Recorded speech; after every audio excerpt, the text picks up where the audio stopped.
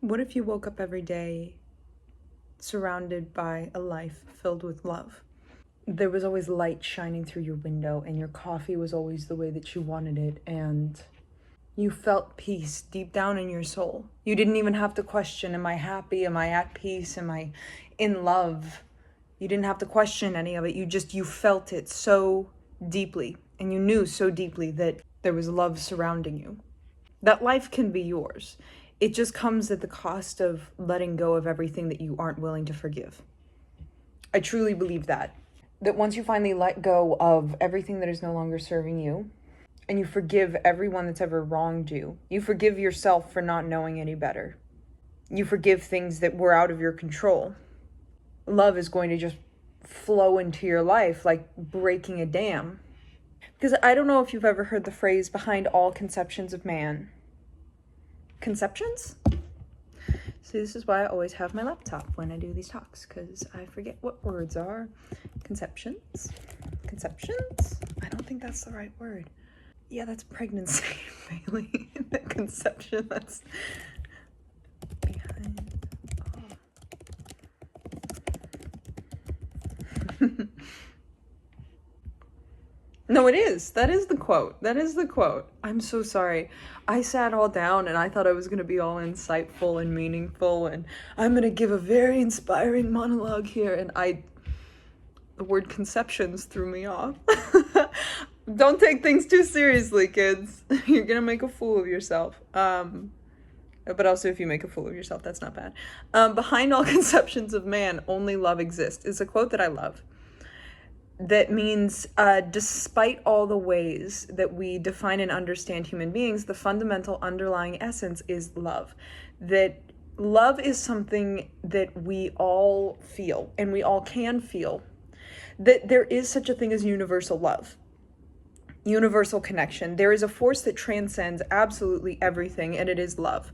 It is the thing that connects us. It is the thing that binds us. It is the thing that brings us together. It is the thing that we cannot fully define. It is indescribable, not understandable. It is this thing. It is this thing that is a fundamental aspect of our existence that we cannot find an understanding to. Because when I was a kid, I thought that love was playing on the swing set. I thought love was picking blueberries. I thought love was petting a cat. I still think love is petting a cat, but love was defined by so many different things when I was a kid, correct? And it's like my definition of love has obviously changed. Like, I love different things now. You know, I love the way that the light comes in through my windows in the morning.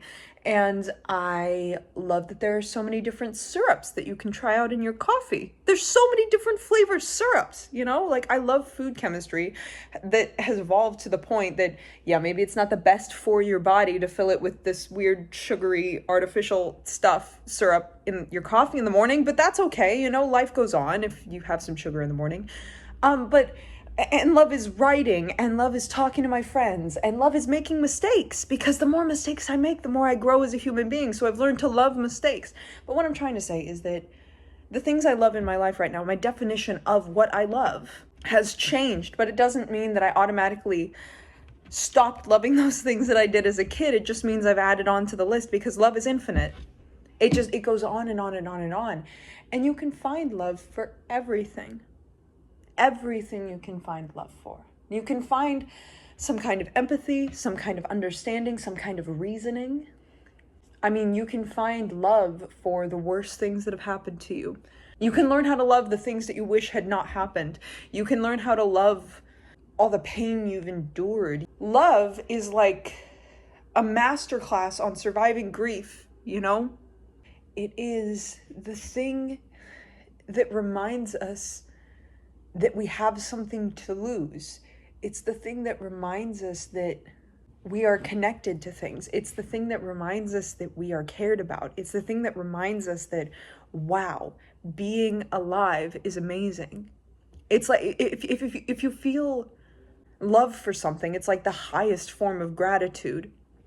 And here's the thing also, you can't really define it, you can just feel it. And I love that. I really do. I love that it's an emotion that we can feel as human beings, right? The aspects of love, like when you feel love, what it does within your mindset is it encourages you to transcend your ego. It encourages you to engage in acts of kindness.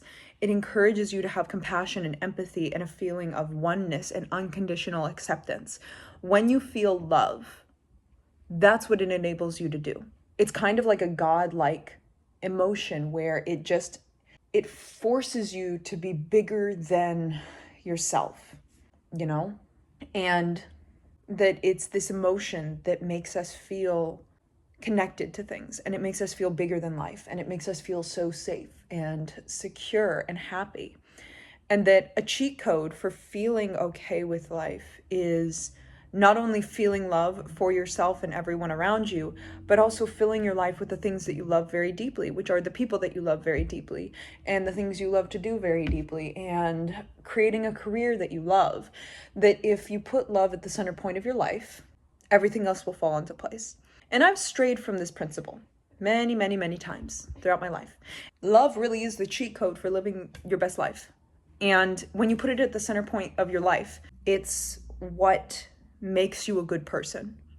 It really is. It's what not only makes you a good person, but leads you to the best life possible for you. And there've been times when I stray away from the idea of love being the center point of my life, where I'm like, I have to push myself super hard and I have to feel pain in order to grow as a person, and I need to focus on distraction because I'm sad, or I need to focus on this, or I need to focus on that. And it's like, Bailey, I need you to shut the fuck up.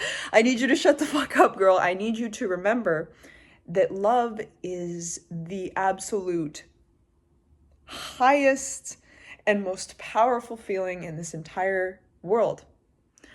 Love causes people to start wars. It causes people to climb mountains. It makes people crazy.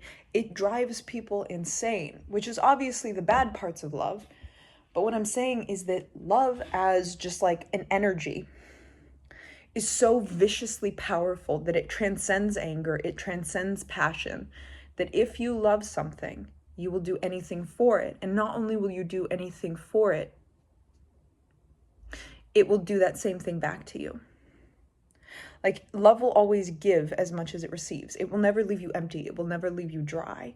Because the ability to feel love is like the highest form of abundance in the entire universe. If you're able to feel love just sitting here in a room by yourself, if you're able to feel love for yourself, if you're able to feel love for the universe, if you're able to feel love for every single person you see on the street, if you're able to find love in the mundane tasks such as waking up, seeing sunlight out your window, and making your coffee, that's a golden life there, buddy. That is a golden life.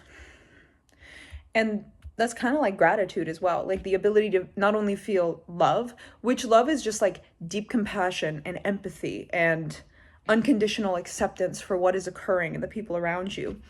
But gratitude is not only being unconditionally accepted and compassionate and feeling at one with something, but gratitude is also the extra step that says, wow, I'm thankful. I am understanding that this thing could not be here right now. This person could not be here right now. My job could be worse. Which gratitude is a great thing to feel, but I feel that love is almost higher. Yeah. If you're able to find love for everything, then you're going to have a great life. I had this conversation with myself yesterday, just in my head, just sitting on my bed. I'm a poet and I don't even know it. Did I just rhyme there? I think I just rhymed. I'm a poet, I don't even know it. It's funny. No. What was I saying? Oh, I was just having this conversation that I literally just had to you guys right now. I had it in my head as I was sitting on my bed. I rhymed again. But I was just having this conversation with myself last night in my own head. And I'm like, wow. What have I been putting at the center point of my life that's driven me to feel so miserable recently? It's the feeling like I have to succeed.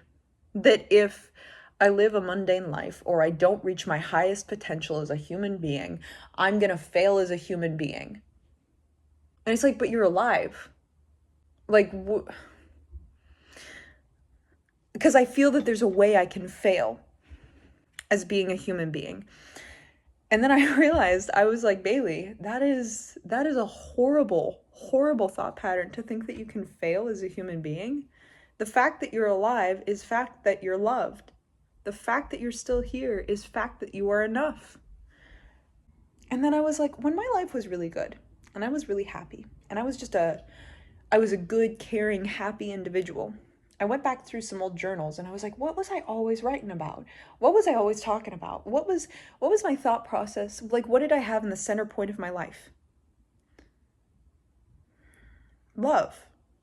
That's all that I filled my journals with, was conversations about the things I loved and how much I loved the people in my life and how much I loved everything around me and how much joy I felt and how great everything was and how much gratitude and love I had for everything. And I was like, damn, I strayed from my path again. I strayed from the idea that love is the most important thing in the world.